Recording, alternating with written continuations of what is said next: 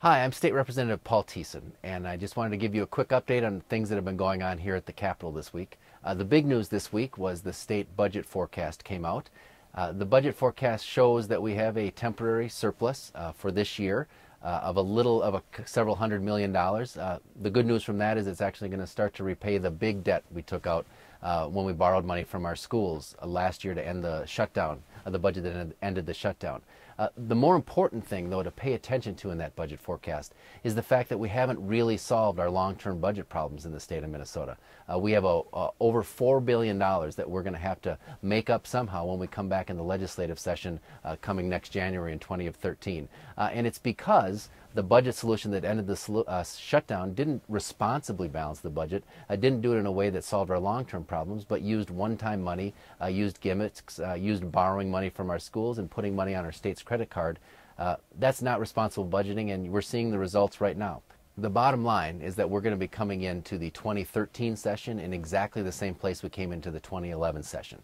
And I think the big questions that Minnesotans need to ask themselves are, do we want to solve the next big budget deficit in the same way and just push the problem off into the future, borrowing money, raising property taxes across the state, taking money from our schools, or do we want to balance it responsibly? And I hope that that is a central discussion as we move to the November elections. The other thing other news that is happening this week at the Capitol, and I think it's actually positive news, is that a number of the jobs bills that the DFL have brought forward this year, some very targeted, smart, low-cost jobs bills that will get Minnesotans back to work and build our middle-class economy, are actually getting hearings in the legislature this week, and I hope that they continue to move through the committee process and they come out the other end with passing into law that Governor Dayton can sign, because if there's anything this legislature should be doing this year, it should be focusing on getting folks back to work.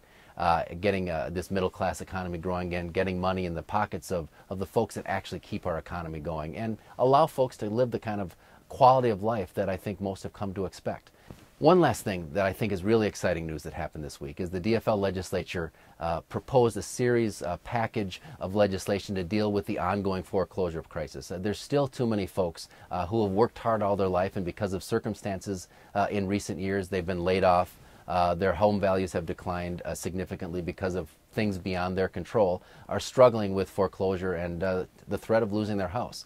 So we've come forward with a series of packages that are going to help those folks, people who have been responsible homeowners, stay in their house, start to take advantage of the low interest rates, and make sure that banks aren't continuing to take advantage of people by promising them one thing and not delivering on that thing with the other hand.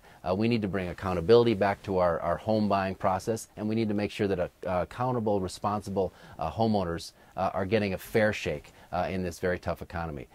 We're hopeful that the Republican legislature is going to move ahead with those proposals as well. Again, it's another piece, along with the jobs piece, of making sure that middle-class families really are having the opportunities they need, because if we can make sure that middle-class families are doing well, our state is going to do well and it's going to be prosperous. That is at the heart of our DFL agenda, and I look forward to seeing the progress of all these bills over the next several weeks. Thanks.